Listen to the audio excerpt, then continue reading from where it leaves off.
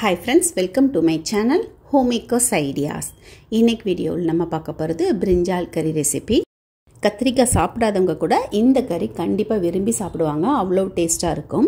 So இது பார்த்திங்கன்னா புலாவ், பிரியாணி, அப்புறம் சப்பாத்தி, பூரி எல்லாத்துக்கூடையுமே காம்பினேஷன் சூப்பராக இருக்கும். எப்படி செய்யலான்னு பார்க்கலாம். நல்லெண்ணெய் தான் நான் இதுக்கு எடுத்திருக்கேன், கொஞ்சம் ஜாஸ்தியாகவே நம்ம எடுத்துக்கணும். ஃபஸ்ட்டு கத்திரிக்காவை இந்த எண்ணெயில் நம்ம ஃப்ரை பண்ணி எடுத்துடணும். அதே எண்ணெயிலேயே நம்ம கறியும் ரெடி பண்ணிக்கலாம். கத்திரிக்காய் பார்த்திங்கன்னா இந்த மாதிரி பர்பிள் கலர் கத்திரிக்காய் இருந்தாலும் எடுத்துக்கலாம், இல்லைனா லைட் க்ரீன் கலரில் ஒயிட் கத்திரிக்காய்னு சொல்லுவாங்க பார்த்திங்களா, அது கூட வந்து ரொம்பவுமே டேஸ்ட்டாக இருக்கும்.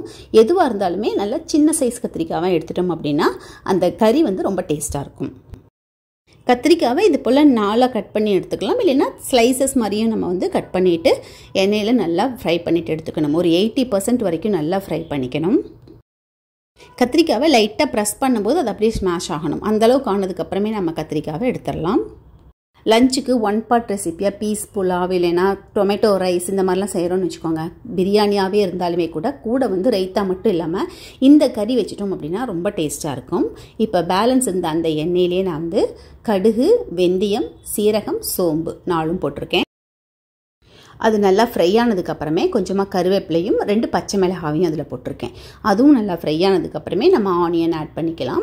ஆனியன் வந்து பெரிய சைஸ் ஆனியனை சின்ன சின்னதாக கட் பண்ணிவிட்டு ஆட் பண்ணியிருக்கேன். நிறையா ஆனியன் சேர்த்தும் போது கிரேவி நமக்கு நல்லா திக்காகவும் கிடைக்கும், டேஸ்ட்டாகவும் இருக்கும். ஆனியனோட கலர் ஃபுல்லாக சேஞ்ச் ஆகிற வரைக்கும் வதக்கிட்டு அதுக்கப்புறமே மீடியம் சைஸில் 2 டொமேட்டோவை கட் பண்ணிவிட்டு அதில் போட்டுக்கலாம். டொமேட்டோவும் நல்லா வதங்கிடணும். ஸோ தேவையான அளவுக்கு உப்பும் போட்டுட்டு வதக்கி விட்டுக்கலாம். இப்போ டொமேட்டோவும் நல்லா வதங்கிட்டுது. இதுக்கப்புறமா நம்ம மசாலா பவுடர் ஆட் பண்ணிக்கலாம். ரெட் சில்லி பவுடர், தனியா பவுடர், டர்மரிக் பவுடர் 3 போட்டிருக்கேன். அதனோட பச்சை வாசனை போகிற வரைக்கும் நல்லா வதக்கி விட்டுக்கலாம். இப்போ இந்த மசாலா எல்லாம் ஒன்றோட ஒன்று சேர்ந்து வர்ற வரைக்கும் வதக்கிக்கணும். இதெல்லாம் வதக்கிற வரைக்குமே நான் வந்து ஸ்டவ்வை மீடியம் ஃப்ளேமில் வச்சுட்டு தான் வதக்கியிருக்கேன். இப்போ இதுக்குள்ளேயே நம்ம ஏற்கனவே ஃப்ரை பண்ணி வச்சுருந்த கத்திரிக்காவை ஆட் பண்ணிக்கலாம். 1 நிமிஷத்துக்கு இந்த மாதிரி நல்லா வதக்கி விட்டுட்டு அதுக்கப்புறமா நம்ம புளித்தண்ணியை ஆட் பண்ணிக்கலாம். புளித்தண்ணி விட்டதுக்கு அப்புறமே ஸ்டவ்வை கம்ப்ளீட்டாக சிம்மில் வச்சுக்கிட்டு நிதானமாக கொதிக்க வைக்கணும். இப்போ நம்ம ரெடி பண்ணுற இந்த கத்திரிக்காய் கறிக்கு டேஸ்ட்டு கொடுக்குறதே எள்ளும் வேர்க்கடலையும் தான். 1 ஸ்பூன் அளவுக்கு வறுத்த எள் எடுத்திருக்கேன், 3 ஸ்பூன் அளவுக்கு வறுத்த வேர்க்கடலை எடுத்திருக்கேன். இந்த ரெண்டையுமே நல்லா மிக்ஸி ஜாரில் போட்டு பேஸ்ட்டாக அரைச்சி எடுத்துக்கணும், தண்ணி விட்டு அரைக்கணும். எள்ளு வேர்க்கடலை இந்த ரெண்டும் ஆட் பண்ணுறனால தான் இந்த கறி பார்த்திங்கன்னா சப்பாத்தி, பூரி, பிரியாணி, புலாவ்னு எல்லாத்துக்கூடையுமே காம்பினேஷன் சூப்பராக இருக்கும். இப்போ பார்த்திங்கன்னா தெரியும், எண்ணெய்லாம் நல்லா பிரிஞ்சு வந்துட்டு கறி நல்லா திக்காகிட்டுது. இதில் வந்து நம்ம அரைச்சி வச்சுருக்கிற எள்ளு வேர்க்கடலை பேஸ்ட் நம்ம இதில் ஆட் பண்ணிக்கலாம். இந்த கறி பார்த்திங்கன்னா நல்லா திக்காகவும் க்ரீமியாகவும் இருக்கணும். ஸோ அதனால் ரொம்ப நிறைய தண்ணி ஊற்றிடக்கூடாது, பார்த்துட்டு தேவையான அளவுக்கு மட்டும் தண்ணி ஊற்றிக்கணும்.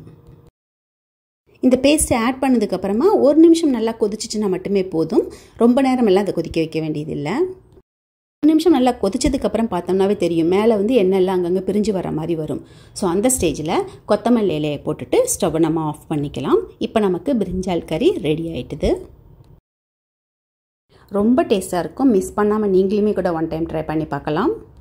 இன்றைக்கி நான் பிளெயின் புலாவ் கூட தான் நான் சர்வ் பண்ணேன். ரொம்ப டேஸ்ட்டாக இருந்துச்சு. ஸோ உங்களுக்கு பிடிக்கும் நம்புகிறேன். பிடிச்சதுன்னா லைக் பண்ணுங்கள், ஷேர் பண்ணுங்கள், கமெண்ட் பண்ணுங்கள். ஃபஸ்ட் டைம் என்னோடய வீடியோ பார்த்தீங்கன்னா மறக்காமல் சப்ஸ்கிரைப் பண்ணுங்கள். நெக்ஸ்ட் வீடியோவில் பார்க்கலாம். தேங்க்யூ.